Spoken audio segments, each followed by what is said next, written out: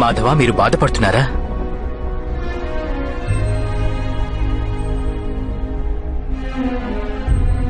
పార్థ, మనకు కాలం కలిసి రాకుంటే బాధ అవశ్యం కలుగుతుంది. సాక్షాత్తు భగవంతుడు కూడా కాలానికి తలవంచక తప్పదు.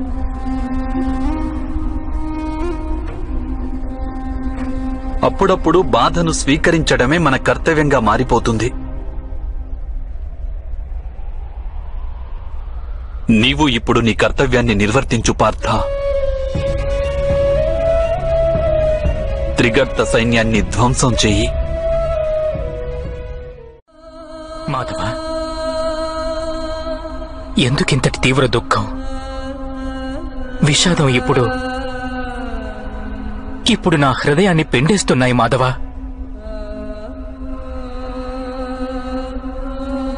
ఎందుకింత దుఃఖం మనసును పిండేస్తుంది నాకు? ఈ దుఃఖం ఎందుకు కలుగుతుందో నాకు అర్థమే కావటం లేదు. యుద్ధంలో ఎప్పుడూ బాధ ఉంటుంది పార్థ. యుద్ధంలోనైనా జీవితంలోనైనా శస్త్రాలను మించిన ప్రాముఖ్యం ధైర్యాన్ని ధారణ చేయడంలోనే ఉంటుంది. నీవిప్పుడు ధైర్యాన్ని ధారణ చేసుకో పార్థ. ధైర్యాన్ని ధారణ చేసుకో. కానీ ఈరోజు నేను ధైర్యాన్ని ధారణ చేయలేకున్నాను మాధవ. ఈరోజు ధైర్యాన్ని ధారణ చేయలేకున్నాను. నన్ను సత్వరమే కురుక్షేత్ర రణభూమికి తీసుకువెళ్ళండి. పుత్ర, ఈ సమయంలో ఇక్కడేం చేస్తున్నావు? నేను తమ కోసమే నిరీక్షిస్తున్నాను పితృదేవా. పుత్రుని పరాక్రమాన్ని పితృదేవుడు ప్రశంసించినప్పుడే వానికి నిజమైన ఆనందం కలుగుతుంది. నా పరాక్రమానికి మీ ప్రశంసలు వినాలని ఇక్కడ ఉన్నాను పితృదేవా. నిన్ను ప్రశంసించాలా? పుత్ర, ఎప్పుడూ నేను నిన్ను ప్రశంసిస్తూనే ఉంటాను.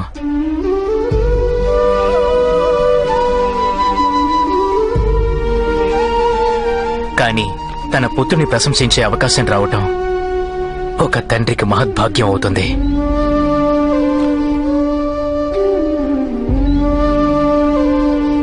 అభిమన్యు, నేను శిబిరంలో కూడా ప్రశంసించవచ్చును కదా? పద. పితృదేవా, నా పరాక్రమాన్ని మీకు చూపాలని నేనిక్కడికి వచ్చాను. ఈ స్థలంలోనే ఈరోజు నేను నా పరాక్రమాన్ని ప్రదర్శించాను. అక్కడ పెద్ద తండ్రి దుర్యోధనులున్నారు, అక్కడ గురుద్రోణులు, ఇక ఆ వైపు మహారథి కర్ణుడు.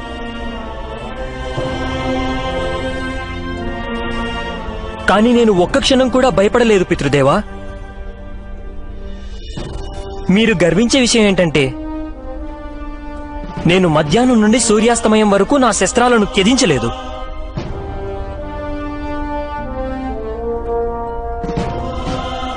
అద్భుతం పుత్ర, అద్భుతం. అవును పితృదేవా, నేను పెద్ద తండ్రి దుర్యోధనునిపై దాడి చేశాను. గురుద్రోణులు నేను వేసిన బాణాలకు గాయపడ్డారు.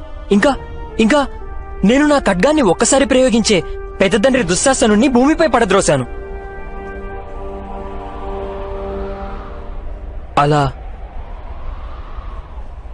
అలాగే నా చివరి రక్తపు బొట్టు వరకు పోరాడాను. అప్పటికీ నేను శస్త్రాలను త్యజించలేదు పితృదేవా.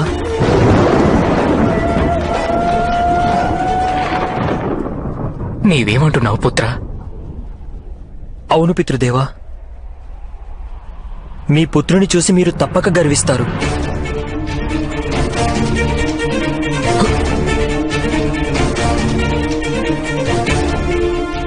నా బాణాల వలన కొద్దిసేపు సూర్యుడు కూడా అలసిపోయాడు పితృదేవా.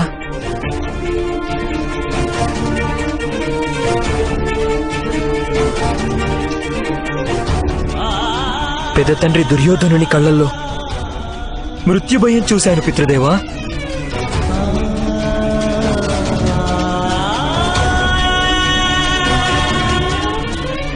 నా శస్త్రాలు చేజారిపోయాయి, అయినా నేను సామర్థ్యాన్ని కోల్పోలేదు.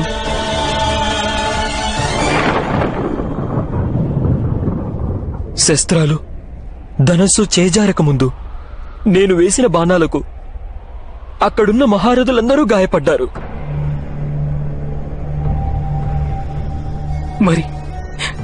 మరి నీ శరీరం నుండి రక్తం స్రవిస్తోంది ఎందుకు?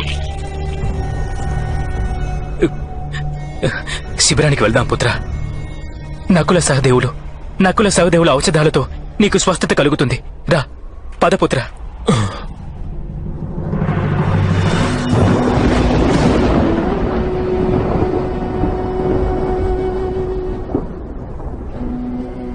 శిబిరానికి వెళ్ళడం ఎందుకు పితృదేవా? ఈరోజు నేను సమస్త రణభూమిని నా అధీనంలోనికి తెచ్చుకున్నాను. యుద్ధం ముగిసే వరకు నేను ఇక్కడే ఉంటాను. మీ పరాక్రమాన్ని చూస్తూ ఉంటాను. మా పెద్ద తల్లిని అవమానించిన వారిని మీరు వధించినప్పుడు నా మనసు ఆనందంతో నిండిపోతుంది. నేను ఎంతో అదృష్టవంతుడి పితృదేవా. 50 మంది కౌరవులకు దండన లభించినప్పుడు నేను రణభూమిలోనే ఉన్నాను. మిగిలిన వారికి దండన లభించేటప్పుడు కూడా నేను ఇక్కడే ఈ రణభూమిలోనే ఉంటాను. నేను శిబిరానికి వెళ్ళను పితృదేవా. ఈ యుద్ధం ముగిసే వరకు ఎక్కడికి వెళ్ళను. ప్రతిరోజు ఇక్కడే మీకోసం నేను నిరీక్షిస్తుంటాను పితృదేవా.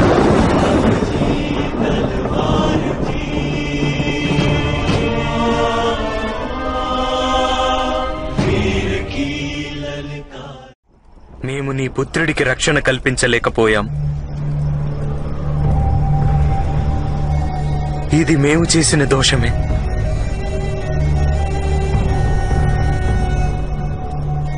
దయతో మమ్ము క్షమించర్చునా.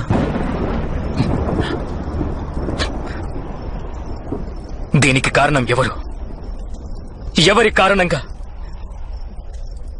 మీరు నా పుత్రుని యుద్ధంలో రక్షించలేకపోయారు అగ్రజ? ఎవరి కారణంగా? సింధురాజు జయద్రథుడు శివునికై తపస్సు చేసి వరాన్ని పొంది వచ్చాడు. ఆ వరం పొందినందున మన మహారథులందరినీ యుద్ధంలో నిర్వీర్యం చేయగలిగాడు. జయద్రథుడు, వాడికి నేను ప్రాణదానం చేశాను.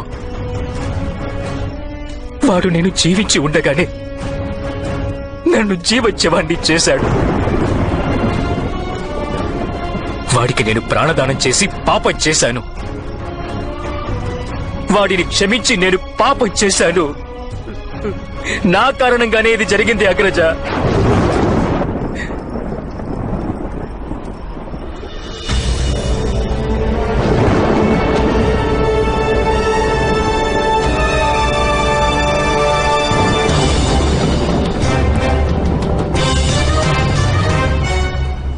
ఇప్పుడిక ఉపేక్షించి లాభం లేదు.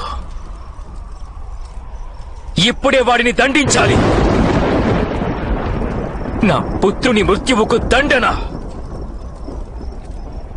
జయద్రథుని భవిష్యత్తు వాని అంతమే. ఇది నా ప్రతిజ్ఞ. శౌర్యవంతుడైన అభిమన్యుని తండ్రి చేస్తున్న ప్రతిజ్ఞ ఇది. ఈ విధంగా సూర్యుడు అస్తమించాక ఏ యోధునితోనూ యుద్ధం చేయరాదు. మీరు మీ ప్రతీకారాన్ని రేపు తీర్చుకోండి. మీ గురువు కోరికను మన్నించండి పుత్రులారా. ఆగు పుత్ర, ఆగు అర్జున. ఈ రోజు మీరు అధర్మానికున్న అవధులను ఉల్లంఘించారు గురుద్రోణ.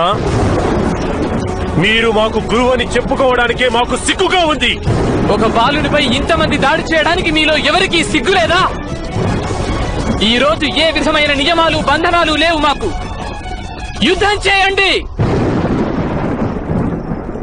పుత్ర అర్జున, సమస్త లోకము నిన్ను విమర్శిస్తుంది. అభిమన్యుడు చేసిన త్యాగం వ్యర్థమవుతుంది పుత్ర. ఒకవేళ నీ వలన అధర్మం జరిగితే అప్పటికీ యుధిష్ఠిరుడు సింహాసనాన్ని త్యజిస్తాడు.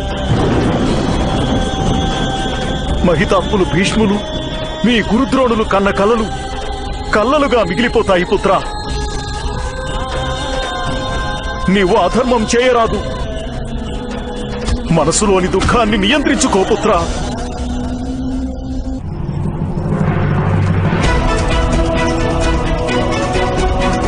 ఆగర్జున, ఆగిపో. వాడిని విడిచిపెట్టు. లేదు అగ్రజ, వీడు నా పుత్రుడు అభిమన్యుని హతమార్చాడు. నేను వీడిని క్షమించలేను. వద్దర్జున, ఇది అధర్మం. యుద్ధం పూర్తయింది. అర్జున, అభిమన్యుడు చివరి వరకు ధర్మాన్ని త్యజించలేదు. నీవు ధర్మాన్ని త్యజించి వానికి కళంకం తీసుకురావద్దు. అభిమన్యుని శౌర్యాన్ని గుర్తు చేసుకో. ఆగిపో.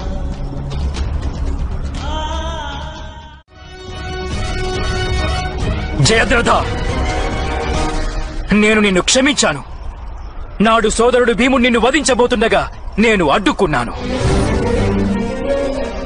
నేను చేసిన ఈ తప్పుకు నాకు ప్రాయశ్చిత్తం ఒక్కటే, అది నేను నిన్ను వధించటం. అన్యథా స్వయంగా నేను ప్రాణత్యాగం చెయ్యటం.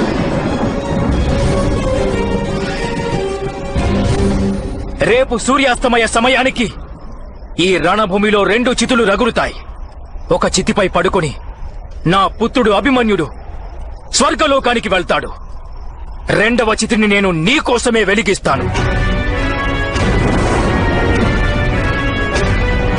అన్యథా నీవు నా చితిని వెలిగిస్తావు. ఇదే నా ప్రతిజ్ఞ. ఇదే నా ప్రతిజ్ఞ. అయితే నేను నీ చితికి నిప్పంటిస్తాను, లేదా నీవు నా చితికి నిప్పంటించాలి. ఇదే కదా నీ ప్రతిజ్ఞ అర్జున. చూడు, నేనే నీ చితిని వెలిగించేందుకు వచ్చేశాను.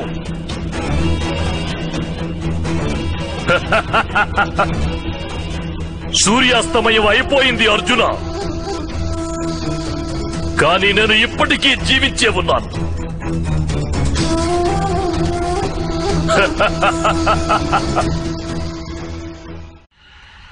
రండి శకుని మామ, నీ పథకం ఫలించింది. తమకు గాంధీవదారి అర్జునుడి దహనాన్ని దర్శించే అవకాశం లభించనుంది.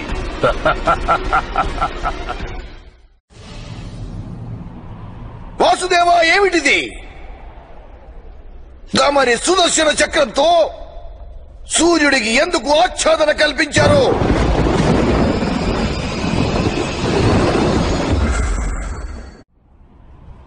నేను సూర్యాస్తమయాన్ని గావించలేను, కానీ సూర్యుడు అస్తమించిన వాతావరణాన్ని నేను కల్పించగలను శకుని మామ.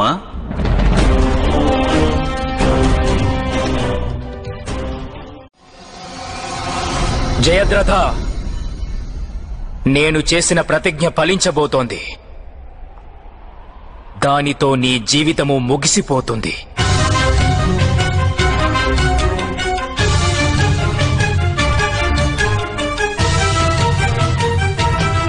చూడు ఆగర్జున, ఒకవేళ నీ కారణంగా నా మస్తకం భూమి మీద పడిందంటే వెంటనే నీవు భస్మమైపోతావు.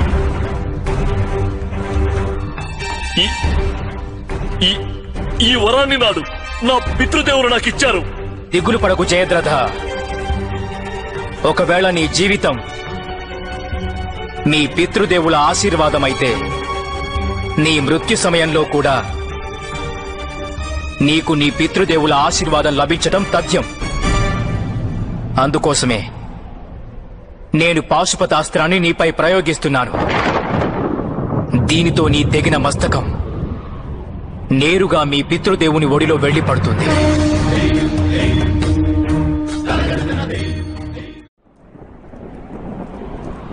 సింధురాజు జయద్రథుని మస్తకం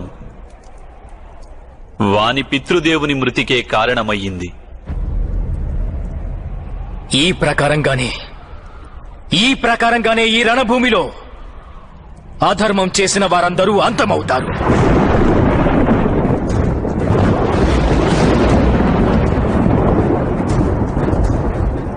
రక్తం ధారలై ప్రవహిస్తుంది. ఒక్కొక్కరుగా మీరు అందరూ మృతి చెందడం తథ్యం. ఎవరు ఎక్కువ అధర్మం చేస్తే వారి మృత్యువు ఆఖరిది అవుతుంది. మీ సామర్థ్యాలు చేసిన విధ్వంసాలు చూసిన తర్వాత, మీరు చేసిన పాపాలకు బాధను అనుభవించిన తర్వాత